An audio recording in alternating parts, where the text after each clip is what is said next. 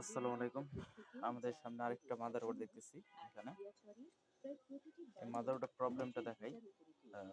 Just আমরা কাজের জন্য হাতে নিলাম। এখানে লোডটা দেখেন 0.001 মিলি অ্যাম্পিয়ার।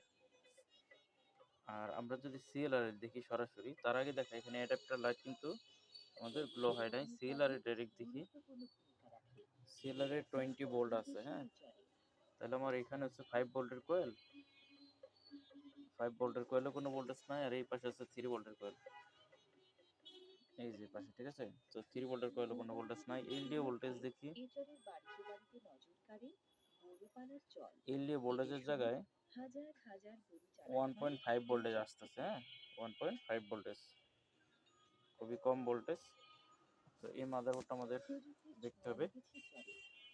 আর এখানে আমি বলে দিচ্ছি, এটা হচ্ছে আমাদের 3 ভোল্টের আইসি এখানে, আর 5 ভোল্টের আইসি হচ্ছে আমাদের এই যে এখানে, ঠিক আছে। আর এই যে এটা হচ্ছে আমাদের র্যাম কয়েল, র্যাম আইসি আছে এই প্রান্তে। তো এখন আমাদের যেটা দেখতে হবে সেটা হচ্ছে স্কিমেটিক বের করে আমাদের এখানে দেখতে হবে যে এইখানের কন্ডিশন কি, ঠিক আছে।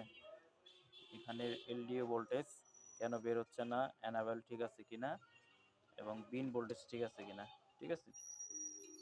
এটা হচ্ছে ইম্পর্টেন্ট। তো আমরা দেখি কাজ শুরু করি।